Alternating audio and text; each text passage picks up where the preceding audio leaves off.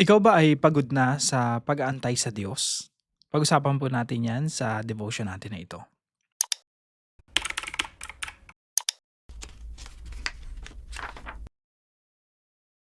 Magandang araw po sa bawat isa sa inyo. Welcome back to our 365 Daily Devotions Bible Characters Edition. Binabati ko po muna ng happy birthday si Sister Rose Apurungao. Happy birthday po sa inyo. So yung topic po natin ngayon ay patungkol pa rin po kay Abraham at sa napakagandang plano ng Diyos kay Abraham. Now, ito po ulit yung genealogy of Jesus Christ. So mula po kay Adam to Abraham, 2,000 years po yung pagitan niyan. Kumbaga 2,000 years yung lumipas mula kay Adan patungo kay Abraham. Kay Adan to Noah, mga 1,600 years, no? Huwag niyo na lang pansinin yung mga dates dito. So mga 1,600 years, from Noah to Abraham, mga 300 to 400 years. So from Abraham to David, 1,000 years po yan. From David to Jesus is another 1,000 years. So sa makatuwid, from Adam to Jesus, mga 4,000 years po ang pagitan. So ngayon po, ang pag-usapan pa rin natin ay si Abraham. Si Abraham pala nasa gitna, no? Mula kay Adan tsaka kay Jesus, nasa gitna si Abraham, 2,000 years. So, si Abraham po pinangakuan ng Diyos na, Abraham, pagpapalain kita and I will make you into a great nation. Magiging dakila, magiging malaking bansa ka. At ang ultimate promise ng Diyos kay Abraham ay magmumula sa kanyang lahi si Jesus, siya yung Messiah. At sa pamagitan ng Messiah, mapapagpala lahat ng mga bansa. Now, ang problema po ni Abraham, sinasabi niya, Lord, wala naman akong anak. No? 75 years old siya nung pinangakuan ng Diyos na magkakaanak. Isipin niyo, 75 ka na nung pinangakuan kang mga magkakaanak ka. Paano ba mangyayari yon? Tapos nagantay sila ng mga 25 years pa, no? Around 25 years bago sila binisita ulit ni Yahweh. At kinonfirm yung pangako ng Diyos sa kanya. So sabi po rito sa Genesis chapter 15, after this, the word of the Lord came to Abram in a vision. Do not be afraid, Abram. I'm your shield, your very great reward. But Abram said, Sovereign Lord, what can you give me since I remain childless? Wala akong anak. And the one who will inherit my estate is Eliezer of Damascus. And Abram said, You have given me no children, so a servant in my household will be my heir. Then the word of the Lord came to him, This man will not be your heir. Sabi ng Diyos sa kanya, sabi ni Yahweh, hindi yan yung magiging tagapagmana mo. But a son who is your own flesh and blood will be your heir. Sarili mong anak, flesh and blood. He took him outside and said, Look up at the sky and count the stars. Sabi ng Diyos kay Abraham, labas ka nga sa tent mo, Abraham, tumingala ka nga. Nabibilang mo ba yung mga bituin na yan? Nandyan sa kalangitan. Siguro kinakausap siya nito mga madaling araw, no? Mga alauna, 2:00. Talagang matitingkad yung mga bituin. At definitely during that time, wala pang smog, no? Wala pang mga pollution. Tapos kitang-kita mo talaga yung mga bituin. So sabi rito, look up at the sky and count the stars. If indeed you can count them. Then he said to him, So shall your offspring be. Yan yung magiging anak mo, ganyang karami. And verse 6, Abram believed the Lord and he credited to him as righteousness. Now ito po yung katuruan natin ngayong araw. Number 1 po, people's plan is smaller, short-term, and temporal. Pag nangangarap po yung mga tao, laging maliit. Smaller, mas maliit kaysa sa plano ng Diyos. Short-term, mas maikli. At temporal, hindi siya pang long-term na pangmalawakan na eternal. Laging temporal. Now si Abraham po, makita niyo po yung istorya na to. Merong plano ang Diyos, pero yung plano nila, naisip nila hanggang ito lang, yung inheritance lang nila, sino magmamana ng estate nila. Tapos iniisip nila Abraham, Paano ba gagawin 'to, paano ba mangyayari 'to? So, gumawa na sila ng sarili ng kaparaanan. Ano po yung kaparaanan nila? Again, sa story po, si Sarah, ibinigay niya si Hagar, yung alipin niya, para sipingan ni Abraham, at doon nga ipinanganak si Ishmael. Pero ang sabi ng Diyos sa kanila, hindi yan yung pangako ko, eh. Ang pangako ko, si Sarah yung magbubuntis. So, makikita po natin rito, may bagang pagkakataon na dumidiskarte sila ng sarili nila. Tapos very limited yung kaisipan ng tao. Parang tayo rin po, no? 'Pag nagpaplano tayo, laging pang sarili lang natin, pang within our family. Hindi tayo nagpaplano ng pang 100 years, 200 years, 300 years. Ako nga po, pinagpapasalamat ko sa Panginoon kasi natutunan ko rin na magplano ng for the next 100 years, 200 years. So 'pag gumagawa ako ng devotion, iniisip ko na agad, next 200 years dapat mapapakinabangan ng mga tao, yung mga materials na binubuo natin everyday. So salamat pala sa mga sumusuporta dito sa ating mga devotion, sa pagbuo nito, no? Parte po kayo, no, sa inyo, sa pamamagitan ng inyong support. Siguro patay na tayong lahat at napapakinabangan pa rin yung mga materials na ginagawa natin. So, people's plan is smaller, short-term, and temporal. Pangkaraniwan po yan, na gano'n naman talaga tayong mga tao. We can only see what's, in front of us. Pero sa kabilang banda, point number 2, God's plan is bigger, long-term, and eternal. Pag nag-isip yung Diyos, pag nagplano yung Diyos, mas malawak, mas malaki, mas long-term, at pangwalang hanggan. Tingnan niyo po yung sabi yung usapan nila Abraham dito. Si Abraham, ang iniisip niya si Eliezer na Damascus, yung magmamana ng estate niya. Tapos sinasabi niya, childless siya. Pero sabi ng Panginoon, lumabas ka nga Abraham, tingnan mo yung mga bituin na yan. Pagtingin ni Abraham, napakadaming mga bituin, no? Sabi ng Diyos sa kanya, ganyan karami yung magiging anak mo. Bakit po? Kasi ang iniisip ng Diyos, yung magiging anak ni Abraham, yun yung lahat ng mga tao na maliligtas sa pamamagitan ni Kristo Jesus. Magiging anak ni Abraham sa pananampalataya. Yung iniisip ng Diyos, pangwalang hanggan na eh. Pero ang iniisip lang ni Abraham, yung nandun lang sa harapan niya. Very limited.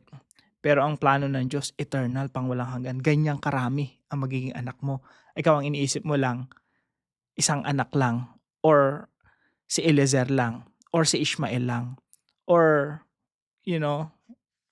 kung sino man magmamana ng ari-arian mo. Pero ang plano ko, Abraham, magkakaanak ka, at yung anak mo yan, maging isang malaking bansa yan. At dyan ipapanganak yung Mesaya sa lahi na yan. At sa pamamagitan ng Mesaya, magkakaroon ka ng maraming mga anak sa pananampalataya. Kaya po, point number 3 natin, surrendering our plan is our greatest decision. Maliit tayong magplano, malaking magplano ang Diyos. Pag nagpaplano tayo, short term, pang next year lang or 5 years lang, magaling ka na magplano pag mga plano mo for the next 10 years. Pero tanda natin ng Panginoon, ang plano niya, kahit patay na tayo, yung ginagawa niya sa buhay natin, may impact yan. Kahit sa panahon ng mga patay na tayo, si Lord lang nakakaalam nun. Hindi mo alam yung mga ginagawa mo ngayon, hindi mo alam, may impact yan hanggang sa susunod at na mga henerasyon. Hindi mo alam yung shineran mo ng gospel na yan, kung sino man yung tao na nililid mo sa Panginoon, hindi mo alam kung sino yung magiging apo niyan na may impluwensyahan mo. Si Lord lang yung nakakaalam nun, no? At marahil ginagamit ka na ngayon ng Diyos nang hindi mo namamalayan.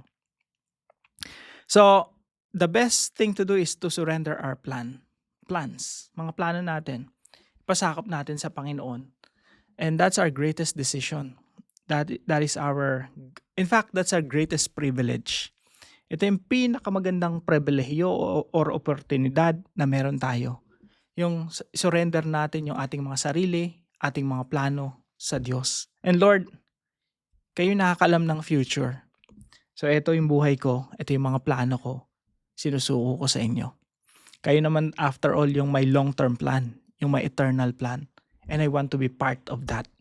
Kaya po sa application natin, sa devotion natin na ito, number 1, place your plans within God's eternal plan. Lagi mong ilagay yung plano mo, yung sarili mo sa eternal plan ng Diyos. Alam niyo po kung ano yung the safest way to do it? Isipin mo ano ba yung nasa puso ng Panginoong Jesucristo. Ano ba yung kabuuan ng istorya ng Biblia? Yung kabuuan ng istorya ng Biblia, it's a story of redemption. Kaya kapag ikaw, ipinamumuhay mo yung redemptive life, basically, you are investing in the plan of God. So, paano nangyayari yon? Sabi ni Jesus, disciple the nations. Gusto ng Panginoong Jesucristo na maraming mga tao at maraming mga bansa at mga ethnic groups ang makakilala sa Kanya, maging tagasunod niya. Alinsunod ito sa pangako ng Diyos kay Abraham, na si Abraham magkakaroon ng libo-libo, bilyon-bilyong mga anak sa pananampalataya. And every time you share the gospel, you're leading people to Christ. You're becoming part of God's eternal plan.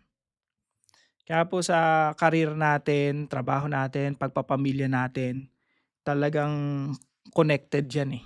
Sa lahat ng ginagawa natin, connected dapat yan sa plano ng Diyos na pagsasaayos dito sa mundo sa pamamagitan ng discipleship. Paglilid ng mga tao palapit kay Kristo. So place your plans within God's eternal plan. Huwag kang papayag na ang plano mo sa buhay ay yumaman lang, umunlad lang, or makapasyal lang sa ibang bansa, nakalungkot lang dito sa Pilipinas. Ang pangarap lang ng maraming mga tao ay kumain ng 3 beses sa isang araw. Dahil kung nakakausap, yun lang ang sinasabi. Come on. Mas malawak ang plano ng Diyos. You have to invest in what God is doing in this world. Pangatlo po, gain peace by surrendering everything to God. Magkaroon po tayo ng kapayapaan. Pag sinuko natin ang lahat-lahat sa Diyos, plano natin, sarili natin, yung buhay natin, diyan lang tayo magkakaroon ng kapayapaan. It's like buying peace, no? When you give your life to God, it's like buying peace. Para kang bumili ng kapayapaan. Lord, this is my life. And the Lord will give you peace. Bakit? Kasi pag binigay mo yung buhay mo sa Panginoon, nasa kamay ng Diyos yan eh. Ang Diyos ang nakakalam ng future. Ang Diyos ang may plano sa buhay mo. Ang Diyos ang may direction sa buhay mo. Ang Diyos ang nakakalam kung saan Kanya dadalhin. So, anong magkakaroon ka? Magkakaroon ka ng peace. Instead of worrying about your life, you will started to have peace. Bakit? Kasi alam mo na yung buhay mo nasa Panginoon na. Subukan mong isurrender yung buhay mo sa Panginoon. Yung lahat, no? Walang ititira. Para ka na ring walang tinirang worries sa buhay mo. When you surrender all to God, nothing will be left for you to worry about. Pangatlo po, submit to God's plan and follow God's way. Magpasakop tayo sa plano ng Diyos at gawin natin yung kaparaanan ng Diyos. Si Lord po, may plano po kay Abraham. Abraham, galing sa sarili mong lahi, sarili mong katawan, flesh, of your own flesh. Yan yung magiging anak mo. Hindi ampon, hindi sa pamamagitan ng ibang babae, kundi sa pamamagitan ni Sarah, sa pamamagitan ng asawa mo, hindi kay Hagar, hindi kay Eliezer ng Damascus. Sarili mong anak, that's my way, that's my plan. You have to follow. Ang problema po, si Sarah, sabi ni Sarah, kay Hagar na lang. Alam niyo po kung gaano sila katagal nag-antay kasi 25 years nga naman. 75 years nung pinangakuan si Abraham, mag-100 taon na siya, malapit na mag-100 taon, wala pa rin siyang anak. Siyempre may isip na ni Sarah, bago pa dumating yung time niya, siguro mga 20, mga 15, 13 years old kasi si Ishmael nung pinanganak si Isaac eh. So 25 minus 13. So ganun kahabang panahon nag-antay si Sarah. So naisip ni Sarah, okay, let's do it in our own way. No? Gumawa sila ng kaparaanan nila. Pero tanda natin mga kapatid, God has His own plan and He has His own way. We just have to submit to God's plan and do it in God's way. Para po sa ating discussion, what would you do when God seems to take a long time to answer your prayers? Para naman po sa ating dive deeper, what did the Apostle Paul say about Genesis 15:6? Dito po sa verse natin na ito, importante po ito sa New Testament, no?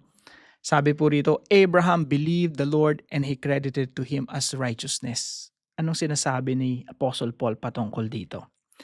Panoorin po natin yung dive deeper natin mamaya. Tayo po yung manalangin.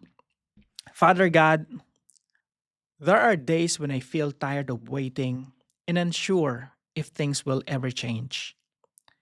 Thank you for being patient with Abraham and for being patient with me too. Help me believe your promises even when I cannot see how they will happen. When fear fills my heart, remind me that you are faithful and strong. I want to trust you more, not because I'm good, but because you are good. Please teach me to rest in what you have promised. In Jesus' name, amen and amen. Maraming salamat po kay Brother Rolly na partner po natin sa devotion natin na ito. Kung kayo po yung may natutunan, ipaalam nyo lang po sa comment section right below this video. And please don't forget to share this devotion to your family and friends. See you po tomorrow mga kapatid, 5 a.m. dito po sa ating daily devotions.